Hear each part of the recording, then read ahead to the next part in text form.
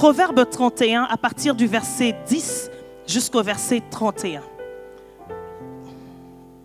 Proverbe chapitre 31, versets 10 à 31. Qui peut trouver une femme vertueuse? Amen. Elle a bien plus de valeur que les perles. Le cœur de son mari a confiance en elle et les produits ne lui feront pas défaut. Elle lui fait du bien et non du mal tous les jours de sa vie. Elle se procure de la laine et du lin et travaille d'une main joyeuse. Elle est comme un navire marchand, elle amène son pain de loin. Elle se lève lorsqu'il est encore nuit, et elle donne la nourriture à sa maison et la tâche à ses servantes. Elle pense à un champ et elle l'acquiert. Du fruit de son travail, elle plante une vigne. Elle ceint de force ses reins et elle affermit ses bras. Elle sent que ce qu'elle gagne est bon. Sa lampe ne s'éteint point pendant la nuit. Elle met la main à la quenouille et ses doigts tiennent le fuseau. Elle tend la main au malheureux, elle tend la main à l'indigent. Elle ne craint pas la neige pour sa maison, car toute sa maison est vêtue de cramoisis.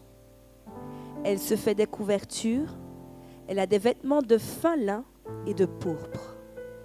Son mari est considéré aux portes lorsqu'il siège avec les anciens du pays. Elle fait des chemises et les vend, et elle livre des ceintures aux marchands. Elle est revêtue de force et de gloire, et elle se rit de l'avenir. Elle ouvre la bouche avec sagesse, et des instructions aimables sont sur sa langue. Elle veille sur ce qui se passe dans sa maison, et elle ne mange pas le pain de la paresse. Ses fils se lèvent et la disent heureuse. Son mari se lève et lui donne des louanges. Plusieurs filles ont une conduite vertueuse, mais toi, tu les surpasses toutes. La grâce est trompeuse et la beauté est vaine. La femme qui craint l'Éternel est celle qui sera louée. Récompensez-la du fruit de son travail et qu'aux portes, ses œuvres la louent. Amen. Je vais commencer d'abord, avant d'entrer dans le détail du verset, à parler de la femme. On parle de la femme, la jeune fille, l'épouse. Ça veut dire que quand il y a femme, il y a homme. Est-ce qu'on est bien d'accord? Est-ce qu'on peut parler femme sans homme? En tout cas, dans le monde que Dieu a fait. Parce qu'aujourd'hui, là, il y a des choses qui se passent là, on ne sait pas toujours comment expliquer.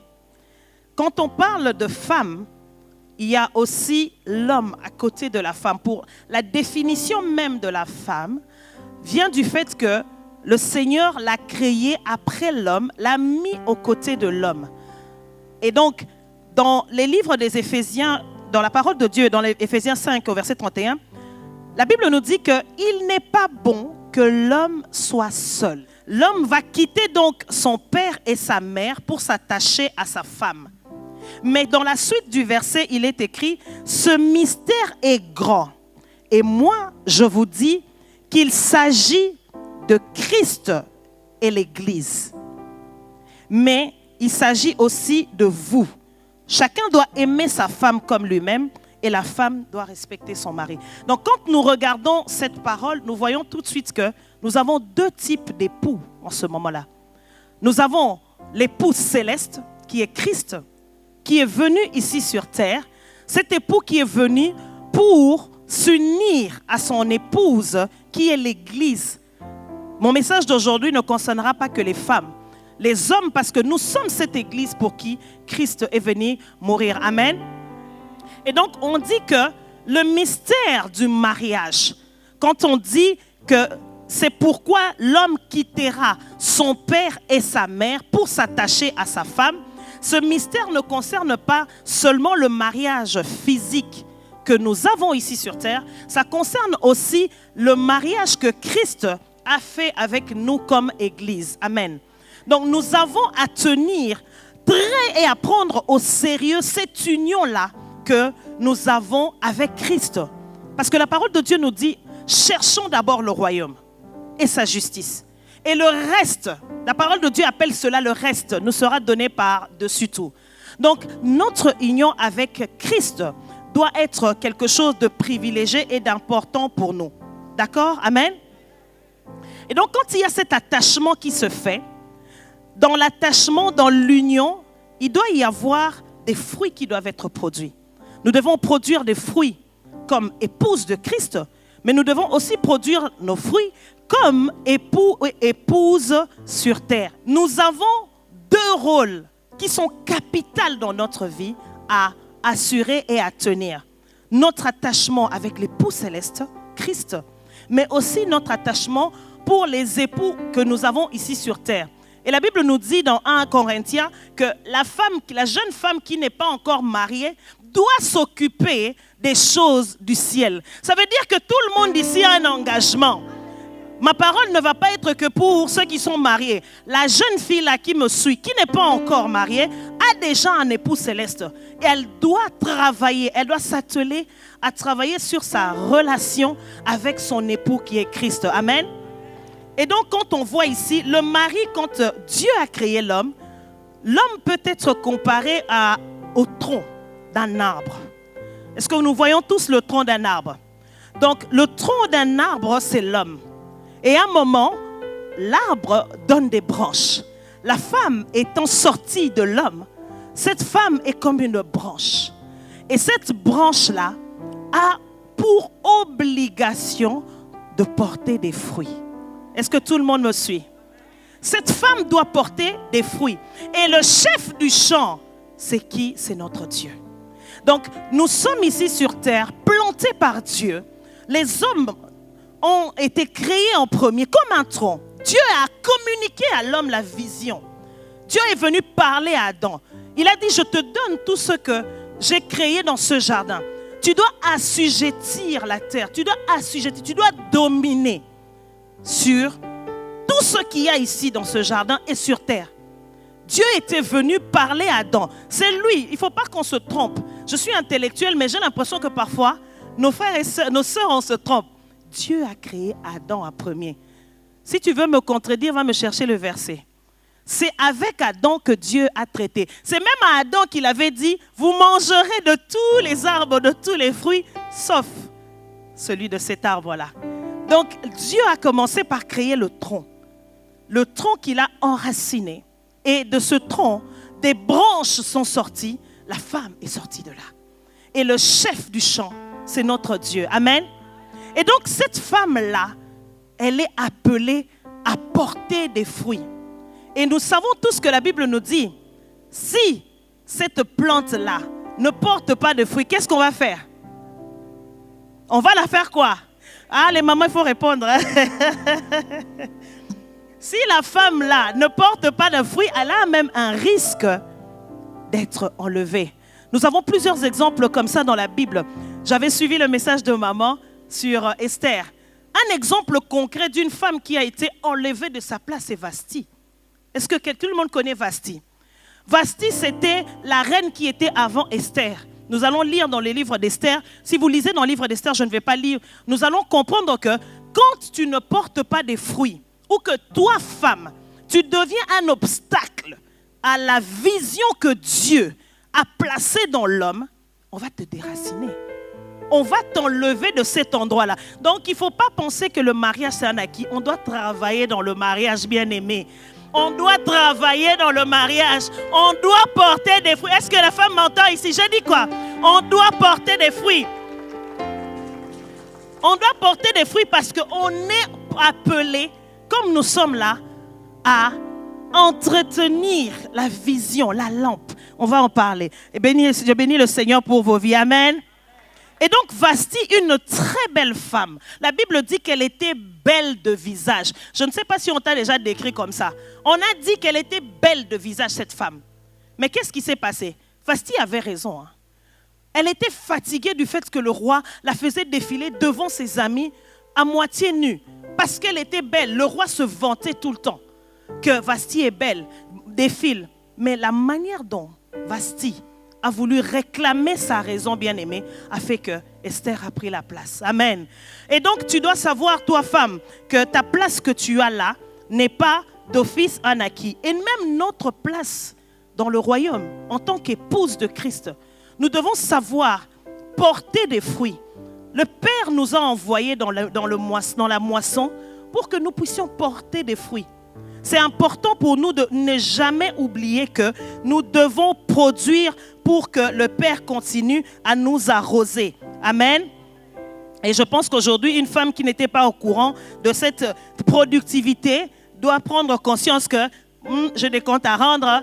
Combien de fruits? Les fruits que tu dois porter, femme, dans l'église, ce sont d'abord les fruits de l'esprit. Dans Galates 5, versets 22 au 23, si vous allez lire, on nous cite là les fruits de l'esprit. Et ces fruits-là ne sont pas très différents des fruits que tu dois produire dans ta maison.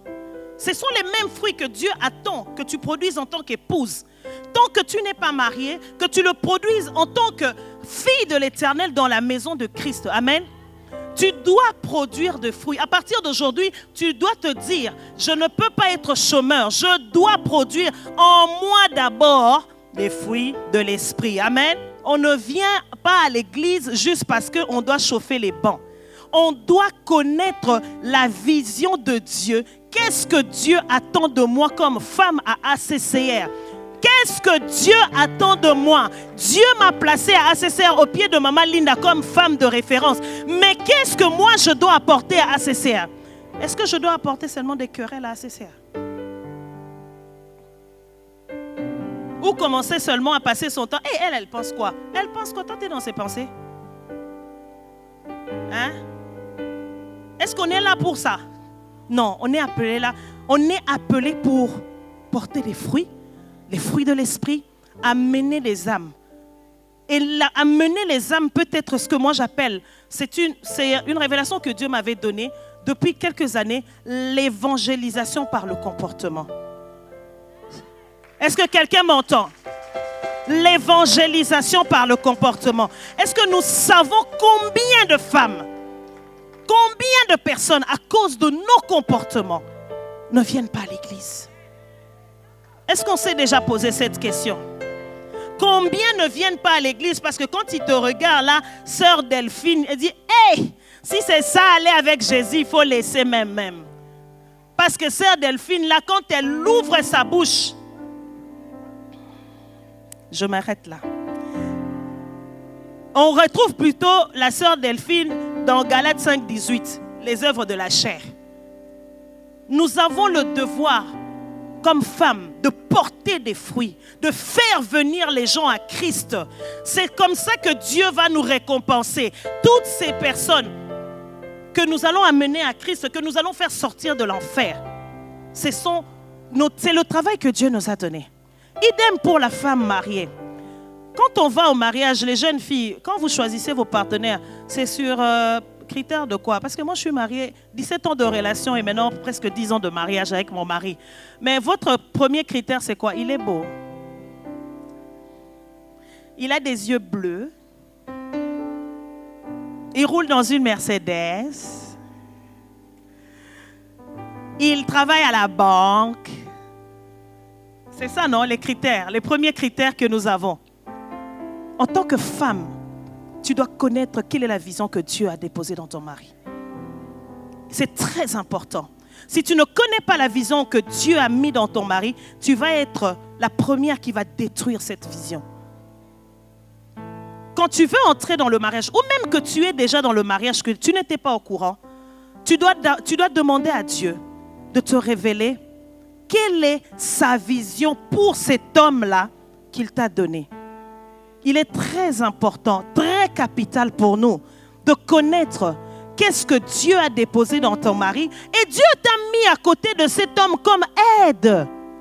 Ça veut dire que c'est toi qui vas porter que cette vision qui est faite. La vision, c'est quelque chose qui est caché. C'est quelque chose qui est enfoui. Mais la femme a été créée pour que cette vision soit exposée. C'est toi qui vas faire sortir cette vision-là qu'il y a dans ton mari à l'extérieur. Quand tu vas dans une relation, ne te base pas seulement sur le physique de l'homme que tu as rencontré.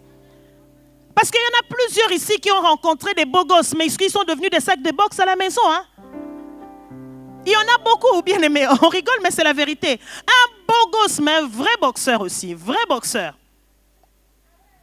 Hein? Est-ce qu'on est là, bien aimé? Est-ce qu'on est là? C'est un conseil que je vais partager à la femme qui n'est pas mariée. Vous êtes toutes belles. Et quand vous êtes là, on va toujours vous draguer. Le premier venu, il va venir là, il va te dire, tu es belle, tu es comme papa Tony décrit ça, tu es, je ne sais pas, le soleil de ma nuit. Ok, c'est bien. Rentre dans le secret. Va parler à ton père. Pose-lui la question. Je l'ai fait moi au début. Avant de dire oui, je l'ai fait. Et quand j'ai eu des troubles, il est venu me confirmer, reste. Maintenant, je vais revenir à la parole qu'on a lue. Et cette parole dans Proverbe 31, à partir du verset 10, décrit la femme ici sur terre. La relation. Dans Proverbe, le titre est dit « La femme à louer ». Et moi, mon thème de ce jour, c'est « Femme d'honneur ». Est-ce qu'il y a des femmes d'honneur à ACCR? Est-ce qu'il y a des femmes d'honneur? J'ai dit que notre maman, c'est une femme de distinction. Aujourd'hui, vous allez comprendre qu'elle est aussi une femme d'honneur. C'est une femme d'honneur. Qu'est-ce que la Bible nous dit par rapport à cette femme? La Bible nous dit que c'est une femme qui est courageuse. Si vous lisez la parole, elle est courageuse. Ce n'est pas une paresseuse. C'est une femme comme Esther. Esther a eu le courage d'aller affronter le roi. Quand le roi a dit, je ne veux voir personne. Mais Esther s'est levée. C'est par son courage que Esther a pu sauver le peuple d'Israël. Ça fait partie des valeurs de cette femme-là que ACCR a besoin. Des femmes courageuses. Des femmes courageuses. Pas seulement courageuses dans le sens où qui n'ont peur de rien. Non, c'est des femmes qui ont un courage donné par l'Esprit Saint, conduit par l'Esprit Saint. Il est très important, qu'il est vraiment, vraiment important de savoir que cette femme qui doit être louée, c'est une femme qui est courageuse. Et en matière de courage, plusieurs personnes me posent la question, comment tu fais, docteur Sylvie? Tu es avec papa Tony là-bas, tu travailles par là, tu es maman des triplets, tu es épouse. Je vais vous dire aujourd'hui mon secret, comme ça va être clair. Amen. Est-ce que je peux le dire? Est-ce que je peux vous dire mon secret aujourd'hui? Le secret qui fait que je ne me fatigue pas. Dans Psaume 91, au verset 11, il est écrit, tu me donnes la force du buffle. Amen. Tu me donnes la force du buffle. Et la suite de ce verset dit que tu me oins d'une huile parfumée. Mon secret est que le Seigneur te oint d'une huile parfumée, une huile de force quand tu acceptes la fonction. Amen.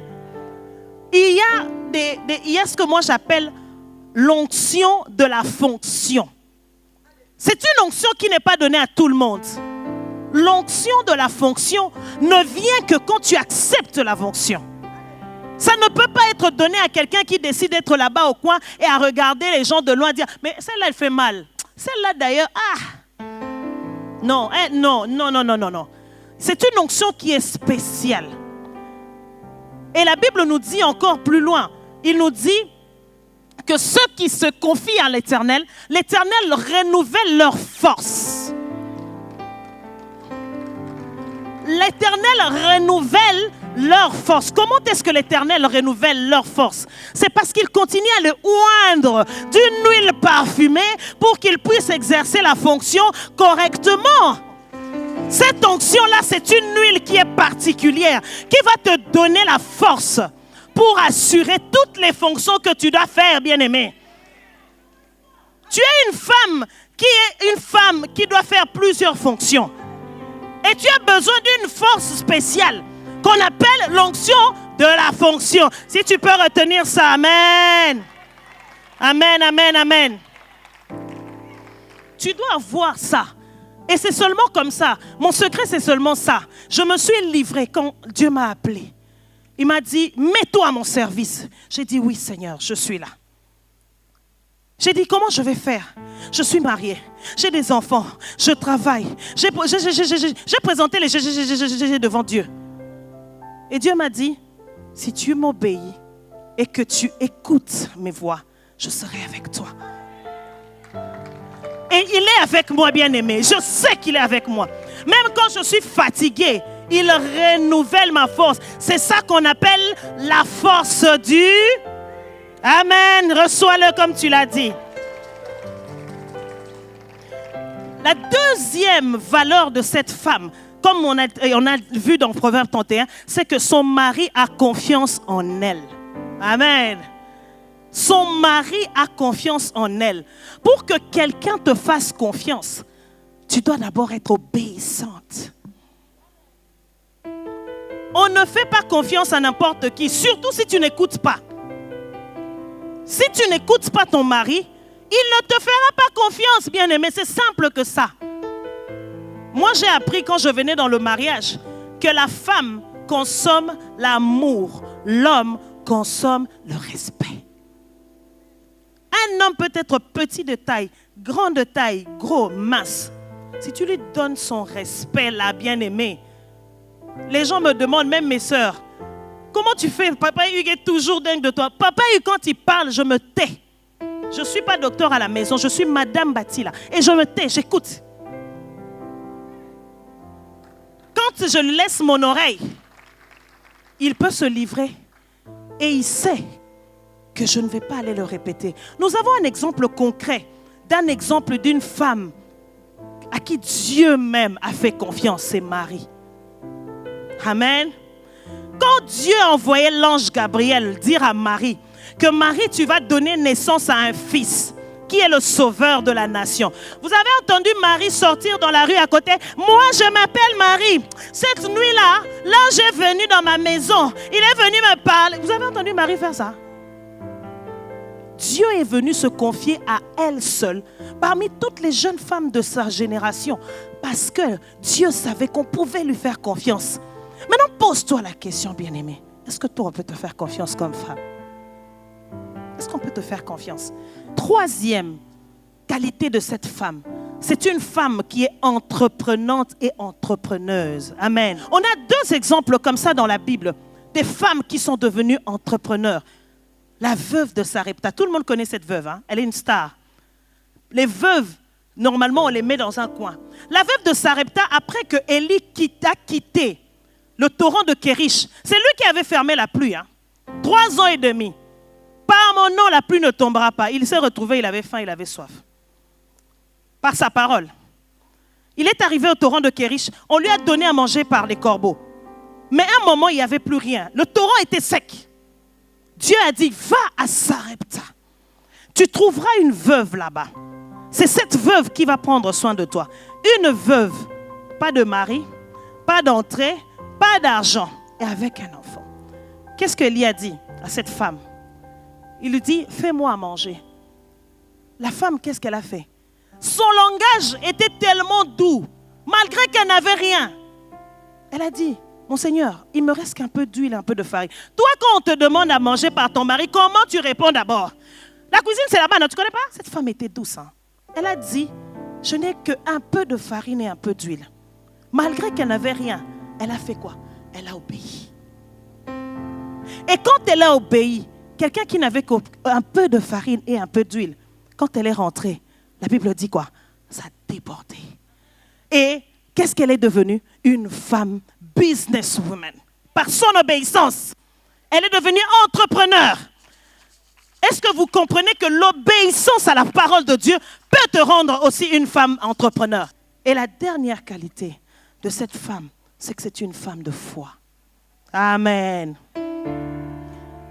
C'est une femme de foi. Cette femme, c'est une femme qui n'est pas une vierge folle.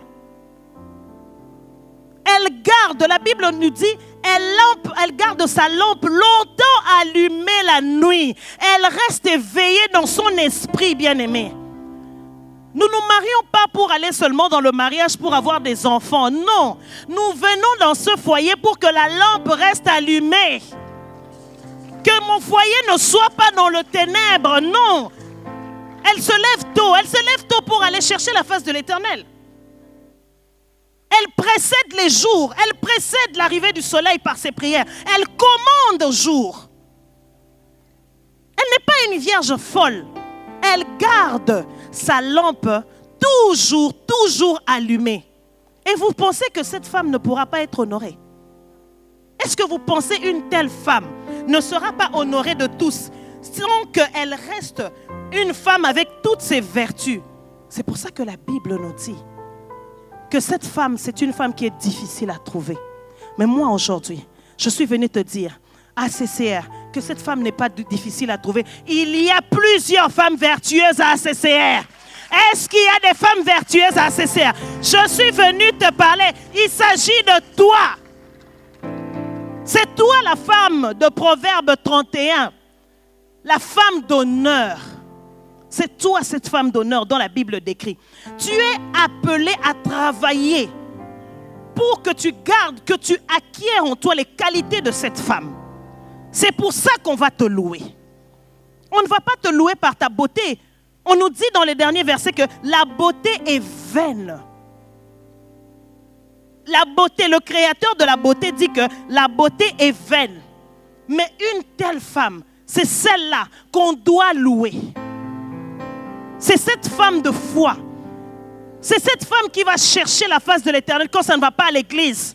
Quand elle trouve une situation qui ne va pas à l'église, elle ne se met pas dans un groupe en train de critiquer.